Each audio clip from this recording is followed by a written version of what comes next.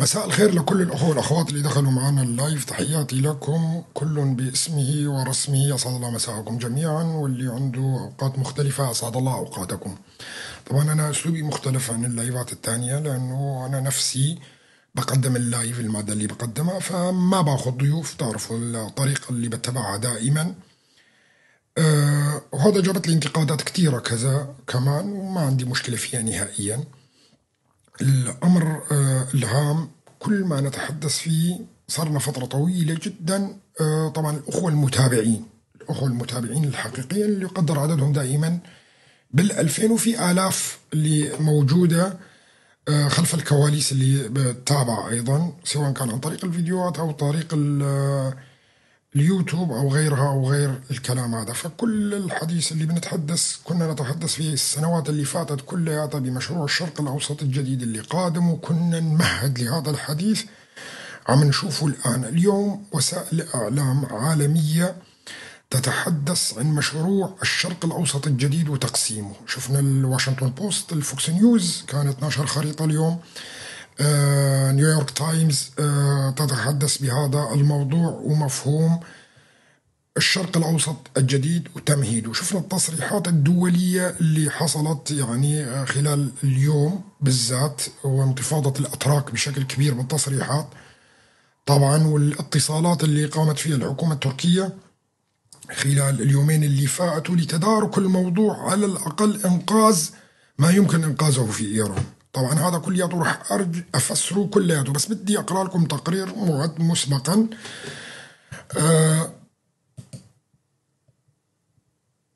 فراح نحلل بعض الأمور اللي والتصريحات اللي تحصل. طبعا المهم جدا أنه بدنا نتحدث عن تركيا أيضا. شو هو السبب اللي خلى تركيا يعني تكون شديدة في وتصريحاتها يعني تقريبا تبعية أردوغان بالذات غير منسقة، ويكشف أمور كثيرة، وهذا سببه تخبط السياسة التركية. طبعا أنا قبل 3 سنوات و4 سنوات كنت أقول لكم 3-4 سنوات تانية راح يكون الدور على تركيا.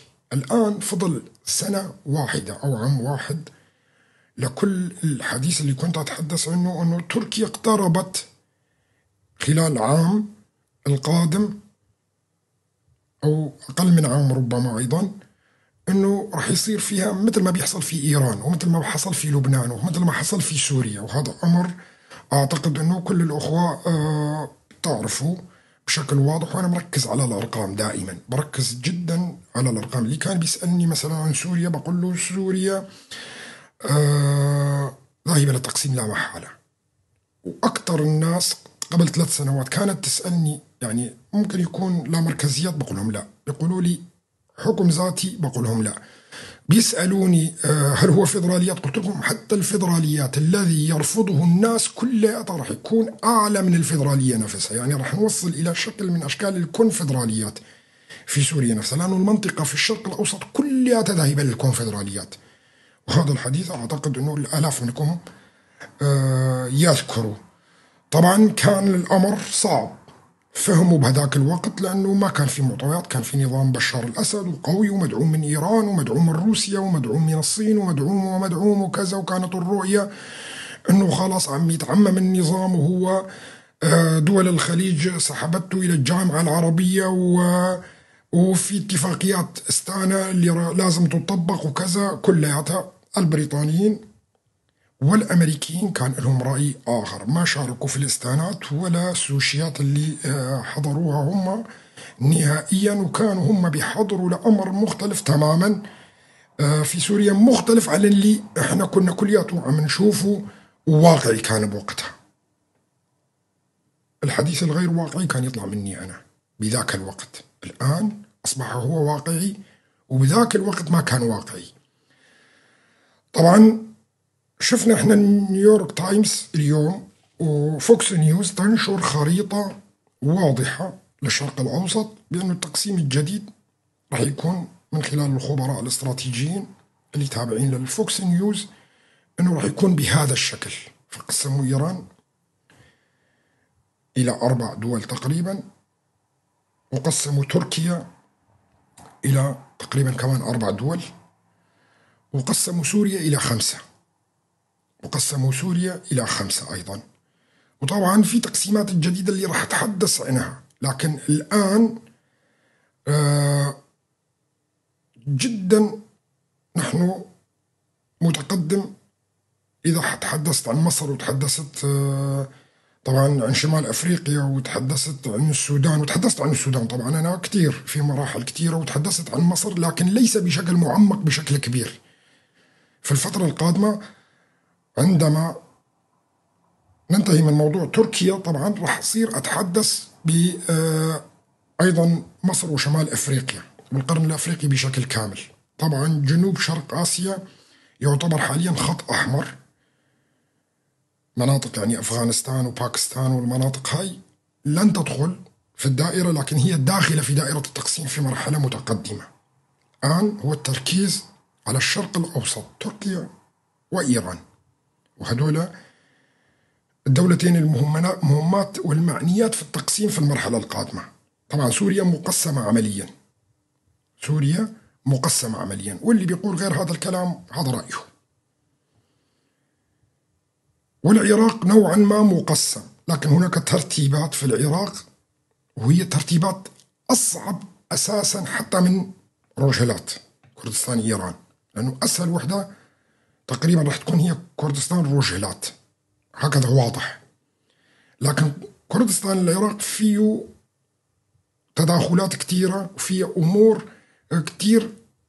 احنا كنا نتوقع أن كردستان العراق راح تكون هي الأول دولة اللي راح تستقل، لكن يبدو أنه الخطة معاكسة، راح تكون في روجهلات. طبعا هون نحن بالنسبة لنا الترتيب ما مهم، ترتيب ما مهم، لأنه ما في حدا في العالم يستطيع التنبؤ بالترتيبات والأوقات الزمنية. ليش؟ لأنه سياسات متغيرة وتفرض الدول عليها بعض التوازنات المختلفة عن التفكير الإنساني العادي. هلا مثلا كنا نحن نعتقد أنه ضربوا، وأنا قبل ما يضربوا أساسا في جنوب لبنان حزب الله، ذكرت لكم قبل 3 سنوات بأنه سوف ينهون حزب الله، سوف يقومون بتقسيم لبنان وأيضا تقسيم سوريا والجنوب. سألني أحد الأسئلة أحد الأخوة اليوم درعا، هو من درعا، أنه درعا راح تكون تابعة اليمين. أنا يعني بكل وضوح قلت له تابعة للأردن، لأنه سيتم إنهاء الضفة الغربية بعدها وضم الفلسطينيين إلى الأردن وتوسيع خارطة الأردن أكثر من اللي موجودة حاليا بعد أخذ مناطق شرقية من الأردن أيضا. هذا الحديث أنا متحدث فيه قبل 4 سنوات، ما بدي أعيد فيه لأنه بدنا نحكي بالمواضيع الهامة للغاية وبالمرحلة القادمة نوعا ما. طبعا شفنا كل التصريحات سواء من الساسة الإسرائيليين أو الساسة الأمريكان أو وكالات الأنباء العالمية ومراكز الدراسات الاستراتيجية اللي يتحدثون فيها عن تقسيم إيران وأسقاط النظام الإيراني. يعني هذا مو كلامي كان قبل 3 سنوات، وتحدثت بهذا معمقا وأحاديث، وحتى تنبأت لكم بمقتل حسن نصر الله وإنهاء حزب الله وإنهاء بشار الأسد، وكانت الخطة بمعمر دافد وغلق الطريق على بشار وإضعافه اقتصاديا، وبعدين بتليفون واحد تم مباشرة لملمة الأمور كلياتها. طبعا في كتير بيقولوا لي إنه بس الشيعة أو الأذرع الشيعية هي يعني المستهدفة حاليا. لا، كانت الأذرع السنية مستهدفة قبلها، فتم إنهاء الحركات الإسلامية الموجودة مثل حركة إخوان المسلمين في شمال أفريقيا اللي سيطرت بمساعدة تركيا على تلك المناطق وقلب نظام الحكم فيها عن طريق الدول العربية.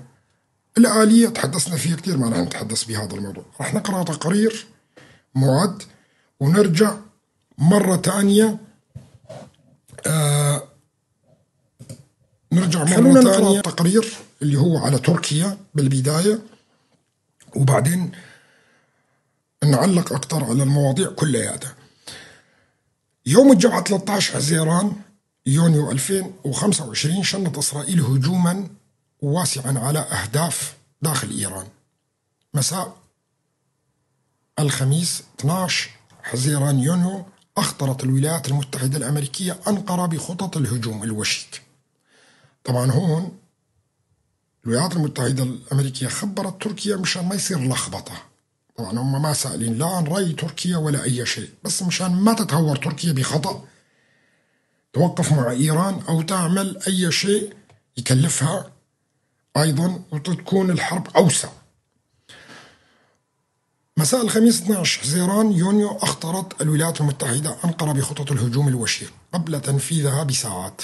المصادر تعتبرها أن هذا الإخطار كان يهدف إلى منع نشوب توتر محتمل بين تركيا وإسرائيل، خاصة مع تداخل المصالح في الملف السوري، حتى ما تنتقل الحرب إلى سوريا أيضا وتكون موسعة أكثر. التحركات العسكرية الإسرائيلية. الطائرات الإسرائيلية استخدمت المجال الجوي السوري والعراقي لتنفيذ الضربات. منذ ديسمبر 2024 قامت إسرائيل بتدمير معظم أنظمة الدفاع الجوي السورية. يعني عندما سقط بشار الأسد أول شيء هيأت له إسرائيل قصفت 500 موقع للجيش السوري اللي كان فيها أنظمة الدفاع بشكل كامل ودمرتها في سوريا بشكل كامل، لأنه كان يمتلك النظام السوري أنظمة دفاع جوي كانت ممكن أن تزعج إسرائيل نوعا ما، بما فيها الروسية. يعني حتى قصفت أنظمة الدفاع الروسية، مما جعل المجال الجوي مكشوفا. العراق قدم شكوى رسمية لمجلس الأمن الدولي حول استخدام إسرائيل لمجالها الجوي، يعني شفناها احنا بالأخبار. رد الفعل والتحركات التركية. فورا تلقى الإخطار الأمريكي فور تلقي الإخطار الأمريكي رفعت تركيا حالة التأهب في قواتها الجوية. عقدت القيادة الأمنية العليا التركية سلسلة من الاجتماعات الطارئة ضمت وزير الدفاع يشار غولور، وزير الخارجية والاستخبارات هاكان فيدان، رئيس الاستخبارات الوطنية إبراهيم كالين، رئيس هيئة الأركان العامة متين غورك. والهدف تقسيم سيناريوهات الطوارئ بالنسبة لتركيا في داخل أراضيها، ومخاطر انتقال التصعيد إلى سوريا أو الأراضي التركية.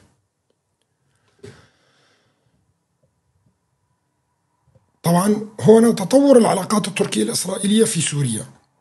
أنقرة بدأت بتوسيع وجودها العسكري في سوريا بالتعاون مع الحكومة السورية المؤقتة. جرت محادثات لإنشاء قواعد عسكرية تركية جديدة لتدريب الجيش السوري، أبرزها القاعدة T4 تياس الجوية شرق سوريا. هذه الخطوة تثير قلق إسرائيل، خصوصا مع إمكانية نشر تركيا منظومة دفاع جوي من طراز S-400 روسية الصنع. طبعا هذا ملخص من كل الكلام اللي تحدثته خلال الأسابيع اللي فاتت. قدرة تركيا على رصد الطائرات الإسرائيلية وتحركاتها الجوية داخل سوريا، هذا سبب قلق للإسرائيليين. مصادر إسرائيلية صرح للميدل إيست أن تل أبيب لا تريد لتركيا أن تتعقب عملياتها الجوية، لا سيما أثناء الهجوم على إيران. مصدر تركي أكد أن تركيا لن تنشر S-400 في سوريا احتراما للموقف الأمريكي، لكنها ستنشر أنظمة دفاع قصيرة المدى ضد الطائرات المسيرة والهجمات منخفضة الارتفاع. موقف أردوغان واتصالاته السياسية. بعد ضربات أجرى الرئيس التركي رجب طيب أردوغان اتصالات هاتفية مع الرئيس الإيراني، الرئيس الأمريكي دونالد ترامب، الرئيس الروسي بوتين.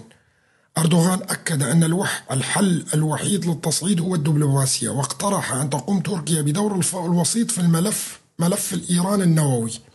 في اتصال هاتفي مع الرئيس السوري أحمد الشرع نصحه بعدم الانخراط في التصعيد الإيراني الإسرائيلي، ودعا إلى البقاء في حالة تأهب لمواجهة أي هجمات قد تشنها جماعات مسلحة أو متطرفة داخل سوريا.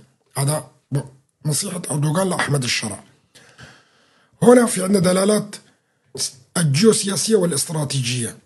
البند التفصيلي فيها: العلاقات الأمريكية تركية رغم التوتر في ملفات أخرى، لا تزال واشنطن تنسق أمنيا مع أنقرة في قضايا إقليمية حساسة مثل إيران. موقف تركيا من إيران: تحاول تركيا الحفاظ على توازن بين علاقاتها مع إيران وأمريكا، وتسعى للقيام بدور وسيط واقعي بدلا من أن تكون طرفا في التصعيد. تركيا وسوريا توسع النفوذ التركي داخل سوريا، يجري بالتنسيق مع حكومة أحمد الشرع، لكنه يثير شكوك إسرائيل بشأن الأجواء. إسرائيل قلقة من خسارة حرية تحركها الجوي في سوريا إذا تطور الدفاع التركي هناك. سابقا طبعا خلاصة، الولايات المتحدة اختارت إبلاغ أنقرة مسبقا لتفاضي الصدام. طبعا هنا التحليل النهائي لهذا الموضوع كله. تركيا ردت بتأهب عسكري ودبلوماسي محكم. إسرائيل تخشى التقارب التركي السوري المؤقت بسبب انعكاسه على عملياتها.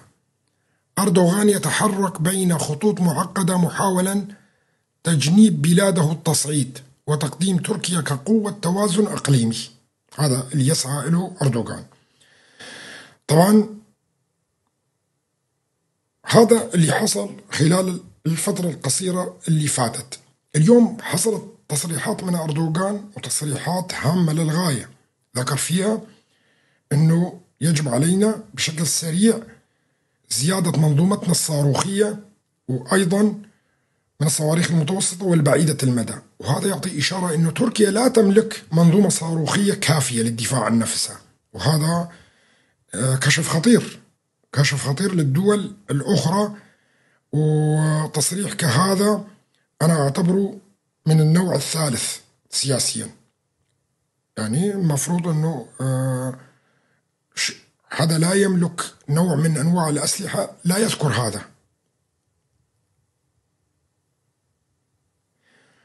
فلذلك الأتراك بدوا خايفين بشكل كبير، وشفنا احنا تصريحات إعلامية من الإعلام التركي امبارحة أيضا بأن تركيا تقوم بالتنسيق مع باكستان وإيران لبناء جيش إسلامي، لأنه الأتراك أحسوا بأنه الموضوع أصبح قريب عن حدودها، أصبح قريب جدا من حدودها. طبعا الأتراك حاسين بالمسألة هاي صار لهم تقريبا بفترة ما يقارب العام. يعني التصريحات اللي خرجت انه نحن لازم نعمل عملية سلام، لانه اذا ما عملنا عملية سلام مع الكرد فبلدنا مهدد بالتقسيم. فبدأوا بالضغط على القائد عبد الله أوجلان اللي هم اساسا اوقفوا كل محادثات السلام اللي حصلت في السنوات الفائتة. يعني نحن بنعرف بال 2003 كان في محادثات سلام، بال 2016 وكل الفترة اللي فاتت كانت هناك مبادرات ومحادثات سلام كانوا يفشلها الأتراك. لأول مرة في تاريخ تركيا القوميين أو الحزب القومي باختشلي اللي كان لا يسمح بذكر اسم الكرد، وكان دائما يدعو بإعدام القائد عبد الله أوجلان في قمة أو تحت قبة البرلمان التركي، فجأة يظهر للإعلام ويتحدث عن الحقوق الكردية ولا بد من حل المسألة الكردية في تركيا. وهذا سابقة تاريخية لم تحصل في تاريخ إنشاء الدولة التركية الحديثة من عام 1925. ما حصل هذا الشيء، كان دائما إنكار وجود الكرد بشكل كامل. شفنا المسرحيات السياسية الهزيلة اللي قامت فيها تركيا أيضا، والرسائل اللي بعثها القائد عبد الله أوجلان، وهي كانت عبارة عن رسائل نوعا ما أنا أقدر أعتبرها هي لكسب الوقت فقط، لأنه القائد عبد الله أوجلان واضح تماما أنه عارف أنه مشروع الشرق الأوسط الجديد قادم لا محالة.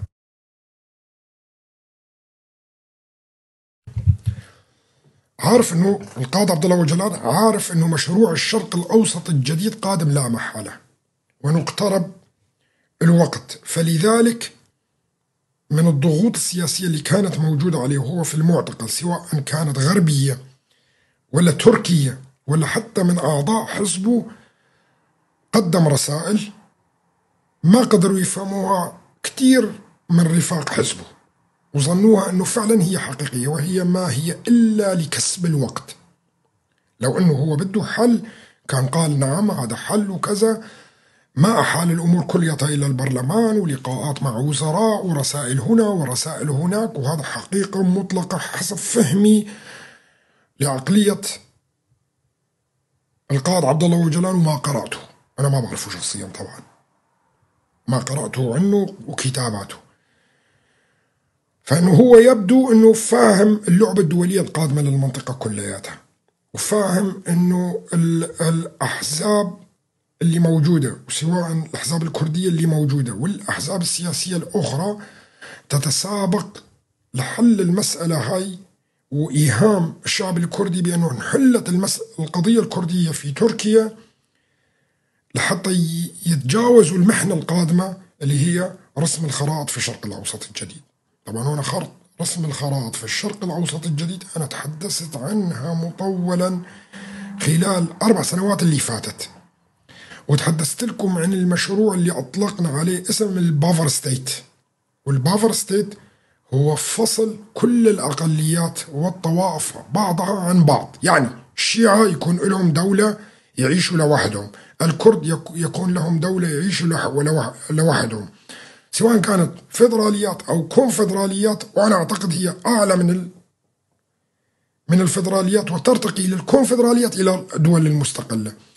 الطوائف الأخرى مثل العلويين، الدروز، الكذا مثلا على مستوى سوريا، كلياته هذا لازم يجب أن يحصل بيناتهم حواجز وفصل، وتحدثت عنها وسميناه هذا البافر ستيت طبعا قبل 3 سنوات. برجع بعيده للأخوة الجدد اللي التحقوا السنة اللي فاتت أو اللي قبلها وما لحقوا هذا الكلام، احفظوا هذا المصطلح لأنه راح يذكر كتير في السنوات القادمة أو الشهور القادمة ما بعرف، اللي هو البافر ستيت، فصل الشعوب القوميات والإثنيات عن بعضها البعض، وهذا اللي راح يتم في المنطقة كلياتها. احنا شفنا تصريحات السفير الأمريكي توم باراك وتحدث فيها بأنه اتفاقية سايكس بيكو كانت ظالمة، وهذه الاتفاقية كانت تراعي مصالح الدول الإمبريالية، لم تراعي مصالح شعوب المنطقة كلياتها، ويجب تصليح تلك الاتفاقية.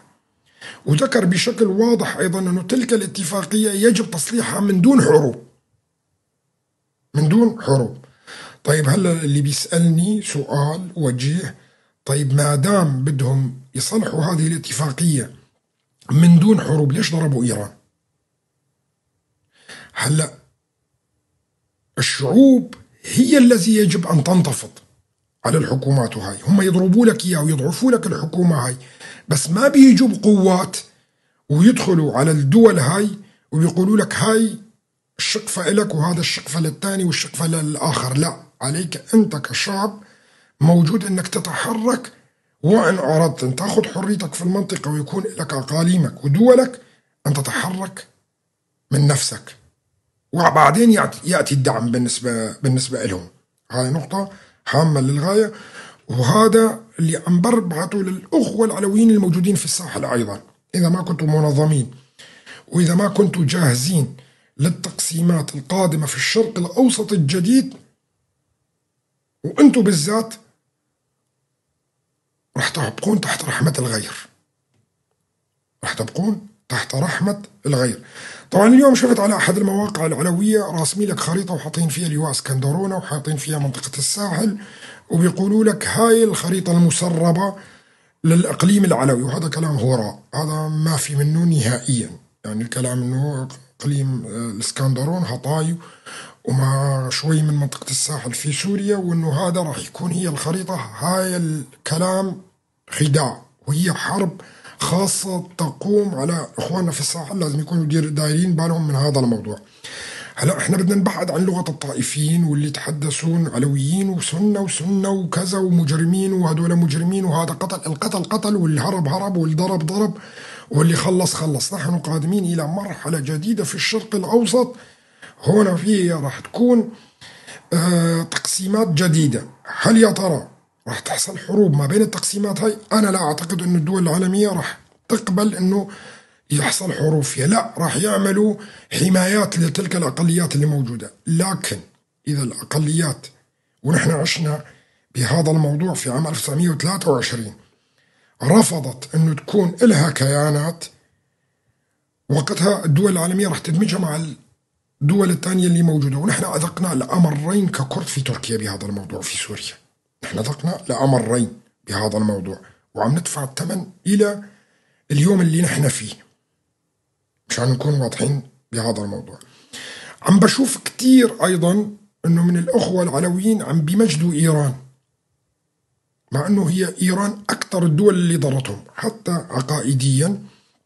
هم يتدينون بالمذهب الاثنى عشري، والأخوة العلوية هم جعفرية أغلبيتهم، يعني بعيدين كل البعد حتى عن المذهب الاثنى عشري. وأنا بحسب الكتب اللي بقراها يعني وقريتها سابقا كتير بالمذهب الشيعي، أنه أساسا الشيعة بيكفروا العلوية ويعتبرونهم كفرة. شو هذا سر الترابط اللي أنتوا بتطبلوا لإيران الآن ولولاية الفقيه بشكل غريب جدا؟ وهذا بيضركم، أنا بقول لكم إياه، يعني بالمرحلة هاي بيضركم جدا. وعم بشوف بوسائل التواصل الاجتماعي وعلى الصفحات تبعيتهم وعلى البثوث تبعيتهم كتير تمجيد لإيران، وهذا أنا ما لي شغل فيه، أنتم أحرار. أنا هون ماني بدافع عن حدا نهائيا، وبعمري ما دافعت عن حدا، لكن نظرة سياسية أنا بشوفها خطأ ستدفعون ثمنه غالي جدا وحقيقة في المستقبل، لأنه راح يستثنوكم، بعدوا عن حزب الله، بعدوا عن إيران، وخلوكم في مذهبكم أنتم ومعتقداتكم أنتم، وما لكم شغل بمعتقدات غيركم. في تقارب، في نوعا ما تقديس لآل البيت من هذا الطرف ومن هذا الطرف، اللي في نقاط مشتركة اللي هي العاطفية اللي تخليكم ترتبطوا معهم، بس هذا ما هو حقيقي. وهذا من المفهوم السياسي أنا شايفه أنه هو رح يكون ضرر كبير عليكم. أنتم أحرار، بتحبوا تبقوا على هذا العقلية اللي أنتم فيها، لكن مثل ما قلت لكم رؤيتي السياسية ستدفعون ثمن غالي جدا لهذا الأمور، ورح يؤدي إلى فنائكم أيضا. هذا أمر خاص لكم. مثل ما قلت لكم، تركيا الآن أحست بالخطر القادم عليها، فاستنفرت أجهزتها الأمنية واستنفرت أجهزتها العسكرية، وهم أساسا عرفانين بأنه المرحلة هاي قادمة. وطبعا كان في توصية للبرلمان بتغيير الدستور، هناك لجنة تم تشكيلها بأمر من أردوغان لتغيير الدستور وكتابة دستور جديد في تركيا. أعتقد أنه الآن سيرفع فيها السقف الحقوق الكردية في الدستور الجديد، لأنه كانوا يفكرون يعملوا أشياء يعني بسيطة جدا، وبيقول لك هاي هي حلينا القضية الكردية في تركيا، وهي هي محادثات السلام، وانتهى هذا الموضوع. أعتقد الآن سيراجعون نفسهم، ما راح يعطوا شيء كتير كمان، ما راح يكون شيء مرضي للشعب الكردي بشكل كامل، لكن راح يرفعون السقف نوعا ما، لأنه الأتراك عن جهيتهم لا تسمح لهم أبدا أنه يتنازلوا بشكل كبير، لأنه عرفانين أيضا التنازل هو فناء للدولة التركية. وبقولها بكل وضوح، إذا قسمت تركيا لن يكون هناك دولة تركية في المستقبل، لأنه الإثنيات والقوميات اللي موجودة في تركيا كتير كتير كتير، وراح يصير مذابح في المناطق التركية، لأنه عندك أنت الأرمن وعندك اللاز وعندك الكتير، حتى غجر موجود كتير، ويعني مثل ما بيقولوا بأعداد هائلة جدا. فتركيا فعلا وضعها أكبر وأسوأ من وضع حتى إيران نفسها، لكن الظاهر الآن لا، الظاهر اللي بيشوفوا تركيا دولة قوية، دولة في حلف الناتو، تركيا دولة لديها مصالح مع الدول الأوروبية، تركيا عندها F-16، هيك بيظن الناس وهيك شايفين الوضع، وهو هذا الوضع الواقعي اللي لازم يشوفه كل واحد حقيقة. وأنا دائما قلت لكم بتحدث بما هو ليس واقع الآن، ما سيحصل سيصبح في واقعا في المستقبل. فهذا الأمر، مثل ما كنا نشوف حزب الله قوي وواقع وعنده 100,000 صاروخ، حسن نصر الله طلع وقال لك احنا عندنا 100,000 صاروخ ونستطيع انهاء اسرائيل. وحزب الله القوي واللي عنده السلاح وعنده كل شيء وعنده درونات وعنده دعم هائل جدا كان من ايران. فكنا نشوف واقعي صعب جدا على اسرائيل وكذا وهاي، ونقارح حزب الله دائما، والموضوع يعني خيالي بعيد عن الواقع، لكن بفارق التكنولوجيا الآن وفارق الذكاء الاصطناعي اللي حاصل أيضا والقوة الاستخباراتية تستطيع إنهاء أي قوة موجودة في العالم. تستطيع إنهاء أي قوة موجودة في العالم. فارق التكنولوجيا وفارق أيضا التسليح. وطبعا أي مواجهة، لنفترض أن المواجهة ما بين إسرائيل وتركيا، لنفترض جدلا، وهذا أمر غير واقعي الآن، ما حدا يقدر يقول أنه بتصير حرب بين إسرائيل وتركيا، لكن تركيا أقرب من إيران لإسرائيل. فارق التسليح هائل جدا ما بين تركيا وما بين إسرائيل. يعني تركيا إسرائيل عندها الإف 35، عندها أنواع الصواريخ، عندها أنظمة الدفاع الجوي. تركيا لا تملك أي شيء من هؤلاء. تركيا تملك بس اس 400 الروسي وكم طيارة اف 16 اللي أغلبيتها تحتاج إلى صيانة وحتى قطع غيار ما أعطوهم الأمريكان إلى الآن، وما عندهم لا أنظمة صاروخية ولا أي شيء باعتراف أردوغان اليوم. اعتراف أردوغان كان واضح وصريح اليوم، قال لك إحنا لازم نقوي دفاعاتنا الجوية ولازم نصنع صواريخ طويلة المدى ومتوسطة المدى ومن هذا الكلام اللي حكى، هذا دليل انه لا يمتلك هاي القوة نهائيا. هلا بده يجي واحد وبيقول لي تركيا دولة كبيرة وإسرائيل دولة صغيرة. ما إيران دولة كبيرة جدا أكبر من تركيا. إيران دولة أكبر من تركيا بمساحة جغرافية وأكبر منا بعدد سكان أيضا، صح ولا لا؟ واستطاعت إسرائيل أنه تعمل العمايل في إيران الآن، وإحنا ذاهبين إلى تقسيم إيران لا محالة. فتركيا أسهل بكثير من إذا حصلت. طبعا هنا قلنا فرضية جدلية وأنا بلمح على شيء طبعا من هنا ولا أتبناه، لكن لنفترض حصلت لأحد الأسباب حرب ما بين تركيا وإسرائيل. هل تركيا أقوى من إيران؟ لا. هل تركيا مساحة أكبر من إيران؟ لا. عدد سكان أكبر من إيران؟ كمان لا.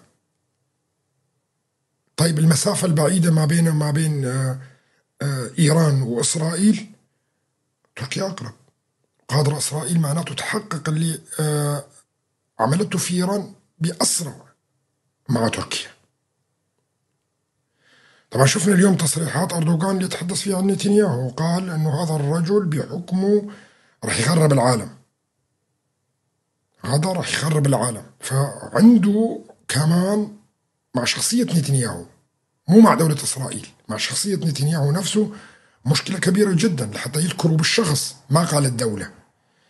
وهاي أمور هامة للغاية. بالفترة القادمة بسقوط النظام الإيراني راح تتبدل خارطة الشرق الأوسط إجباري أوتوماتيكيا. هذا يأثر على الدول الجوار كلياتها. يعني لو تقسمت إيران وحصلت كردستان على استقلالها، كردستان الرجلات اللي موجودة في إيران، هذا راح يعمل ضغط كبير جدا على الحكومة التركية بإعطاء حقوق الكرد بأي شكل من الأشكال، أرضاء الكرد أيضا، لأنه لن يقبل الكرد في تركيا أيضا أنه يضلوا مثل ما هم، ورح يزيد سقف الطموحات بشكل كبير، وهذا أساسي. طبعا من مصلحة الدول العظمى ومن مصلحة دول الخليج وكل العالم تقسيم المنطقة مرة ثانية. يعني ما لازم يكون في دولة كبيرة مثل إيران معادية للخليج ومعادية للغرب في المنطقة كلها وتملك أسلحة نووية وتملك قدرات تهدد فيها الدول اللي حواليها وتهدد مشاريعها.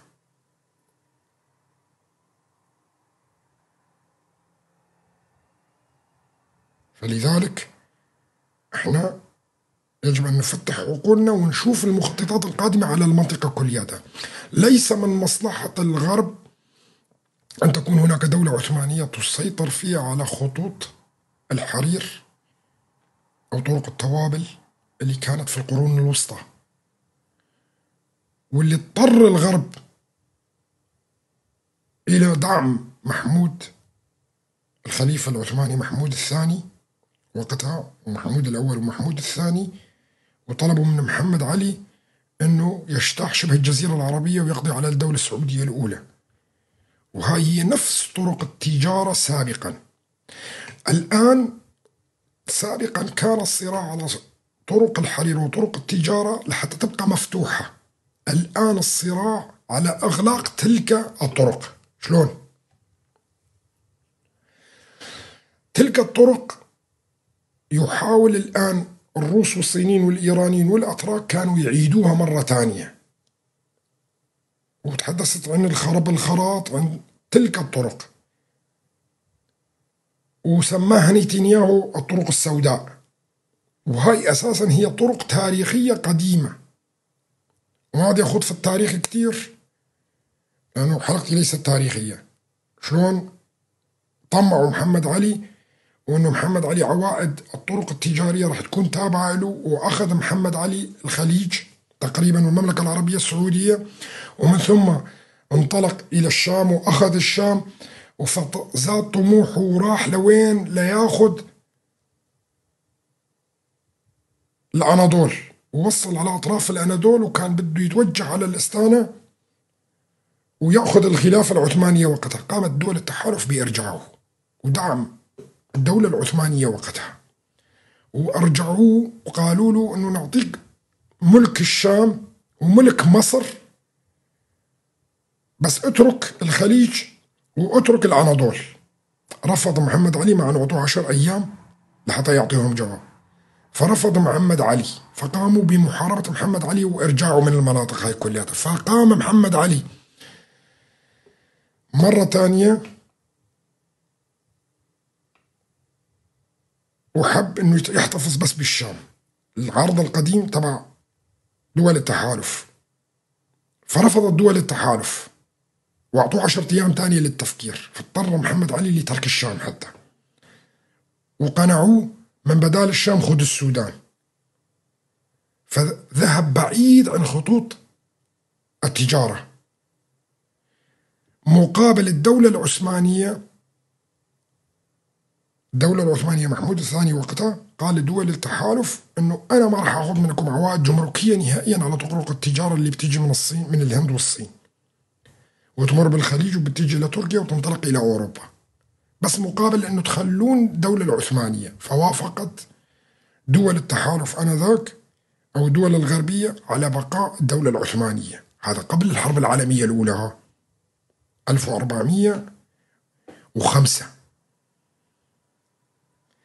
هذه الطرق نفسها الصراع عليها، لكن ليس لفتحها لإغلاقها، لأنه الطريق الآخر طبعا بالتكنولوجيا زادت وأصبحت هناك خطوط سكك حديد وغيره وغيره، فما في داعي تمر كلياتها هاي بتركيا، أو خطوط الطاقة كلياتها تمر بتركيا الدولة العثمانية سابقا، وتمر بإيران وغيرها وغيرها. بدهم ياخذوها مباشرة إلى إسرائيل، ومن إسرائيل يصير طريق الحرير إلى اليونان، ومنها إلى أوروبا بشكل سريع.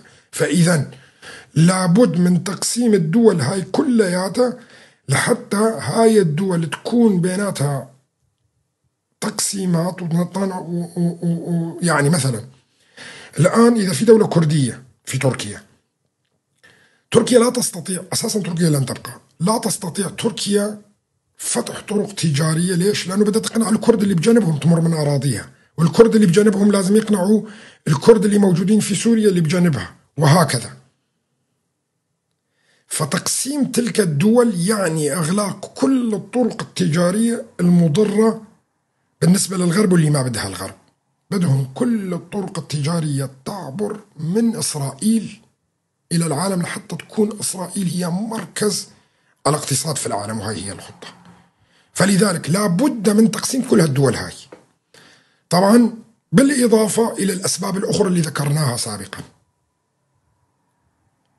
فليس الحروب إما دائما على فتح الطرق التجارية، لا، الحروب أيضا لإغلاق الطرق التجارية والمعابر المائية والصراع ما بين الدول كلياتها على هذا. طبعا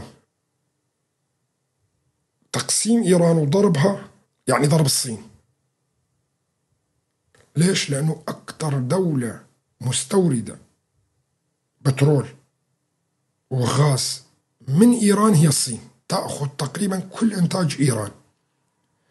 وهنا إذا ارتفع سعر الوقود بالنسبة للصين، لأنه عم تأخذ الصين بأسعار رخيصة جدا، لأنه الإيرانيين عليهم حظر وعم يعطوا البترول مقابل سلاح أو المواد الأولية لصناعة الأسلحة والصواريخ، واللي لا تمتلكها إلا الصين، خصوصا المواد الكيماوية والوقود الصلب واللي بيدخل في صناعة الصواريخ كلياتها بتاخذها. فالصين تبتز إيران، تاخذها بأسعار رخيصة جدا البترول والغاز تبعها، وعليها عقوبات لإيران. فهذا بينمي الصناعة في الصين بشكل كبير، لأنه كل المعامل اللي موجودة في الصين تعتمد على المشتقات البترولية وتعتمد أيضا على الغاز تشغيل المعامل وغيره. فإذا ضرب إيران وتقسيمها سيضرب الاقتصاد الصيني، وهذا نقطة مهمة للغاية، بأن الصين ستضطر إلى شراء الوقود من الدول الأخرى وبسعر مرتفع جدا، وبسعر مرتفع جدا. هذا يؤدي إلى إيش؟ إلى نقص في الإنتاج وزيادة أسعار السلع اللي بتصنعها الصين. فهنا تم ضرب الاقتصاد الصيني بالطريقة هاي، وهاي نقطة مهمة للغاية. يعني إذا تقسمت إيران وأصبحت مناطق الأحواز الغنية هي بالبترول أيضا مثلا دولة لحالها ومحالفة للخليج، ما تعطي الصين، والدول وتكون حليفة لأمريكا والدول الغربية ما بتعطي الصين. الكرد بروجهلاد أيضا راح يكونوا حلفاء للغرب وكذا، ما راح يعطوا الصين مثلا. بلوش دولة أخرى، دول أرضهم تفتقر إلى البترول وهي، لكن في معادن وفي أمور تانية بالمنطقة اللي موجودة، لأن المنطقة اللي موجودة ما بين باكستان ما بين أفغانستان وإيران هي منطقة شبه بادية، يعني شبه صحراوية هاي المنطقة هاي. لكن راح يعمل طموح مهم وكبير جدا لتقسيم باكستان، لأنه الأقلية البلوشية اللي موجودة في إيران راح تحفز البلوش اللي موجودين في باكستان. فلذلك شايفين نحن باكستان هي أكثر دولة معادية للضربة الإسرائيلية، وتهدد أنه أضرب وأعمل وكذا، لأنه قادمة لا محالة. باكستان هنا حليفة للصين، وكل البضائع الصينية اللي عم تجي على الموانئ الباكستانية اللي موجودة على الخليج وتروح. طبعا أنا هذاك اليوم كنت حطيت لكم خريطة وكنت بدي أتحدث عن المضائق قبالة السواحل الصينية وصعوبة مرورها بجنب فلبين والدول هاي كلياتها، وعوائد الجمركية عالية عليها جدا، تكلف الصين مبالغ هائلة. طبعا من مناطق الصناعة إلى السواحل الصينية والموانئ الصينية عندك 6000 كيلومتر، يعني مضطر الحاوية بتنطلق 6000 كيلومتر لتوصل للموانئ، والموانئ لبين ما تدور من جنب أندونيسيا والفلبين والمناطق هاي تحتاج إلى 3 أشهر لحتى تصل البضائع الصينية إلى أوروبا، وهذا وقت طويل جدا.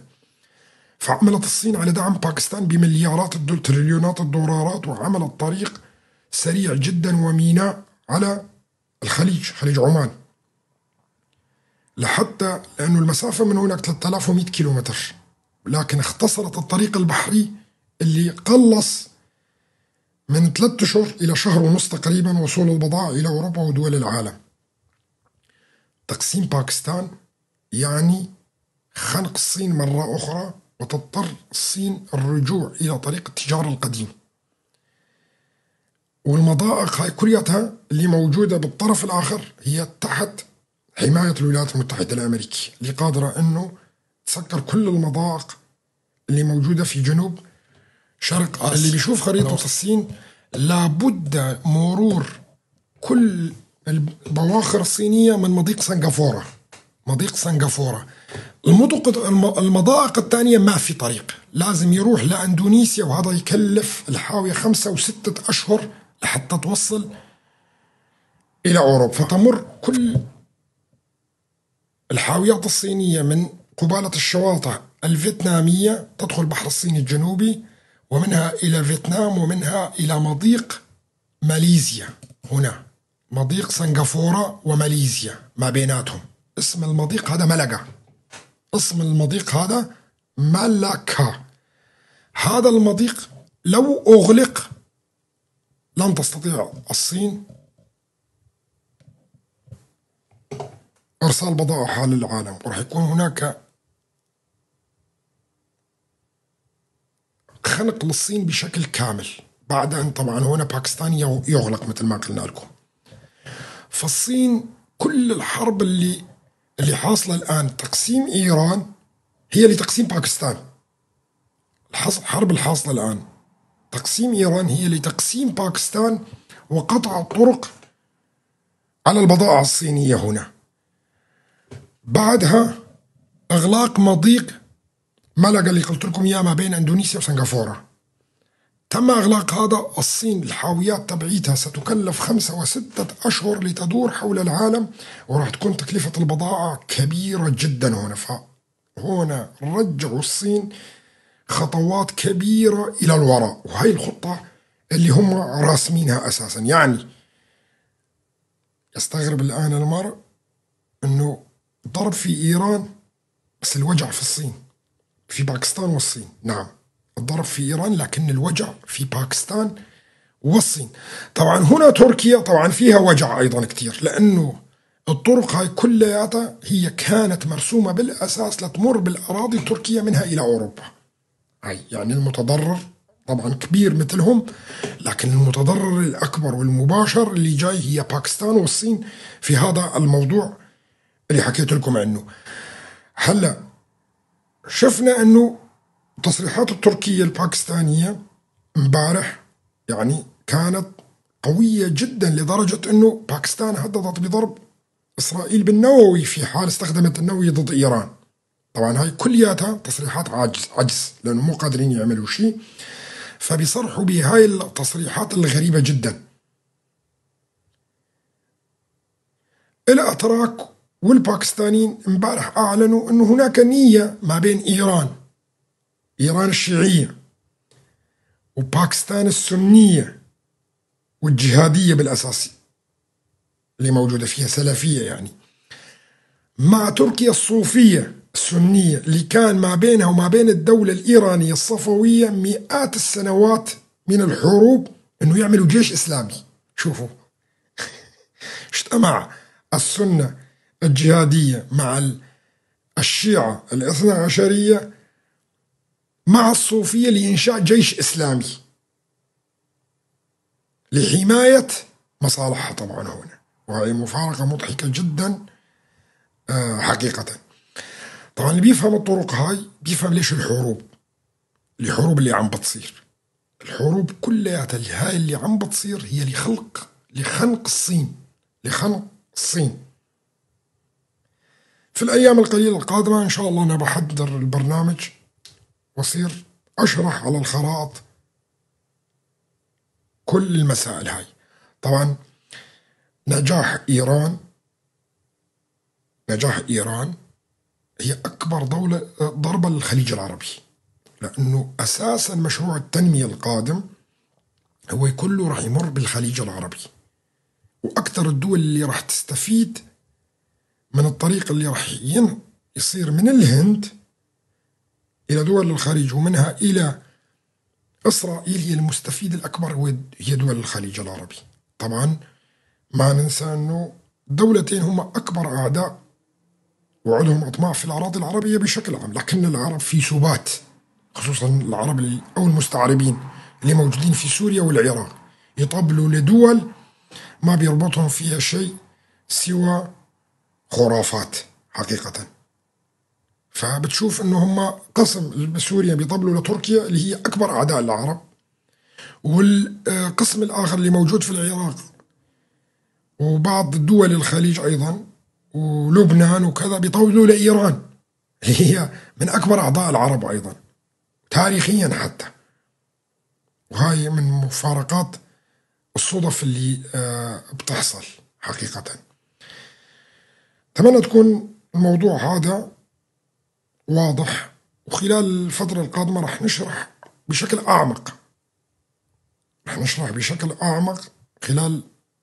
من خلال إنه شو بده يصير بالمنطقة أيضا المستقبل. بس حبيت أعطي نظرة، أنا شارحها هاي كلياتها للأخوة قبل الآن، لكن للجدد اللي ملتحقين فيها آخر 4-5 أشهر أو آخر سنة ما لحقوا الكلام هذا اللي حكيت عنه قبل ما يقارب 3 أو 4 سنوات، فحتى يفهموا شو المخطط، شو اللي عم بيصير، شو له علاقة. يعني الناس مفكرتها شغلة مذهبية، والله جايين يخلصوا على الشيعة. لا، مو جايين يخلصوا على الشيعة، الموضوع أكبر من الشيعة وأكبر من السنة وأكبر من دول عربية. الموضوع فيها الصين وفيها تجارة وفيها معابر وفيها أمور خفية لا يذكرها الإعلام، وأنا حبيت أوضح لكم هاي النقاط فيها.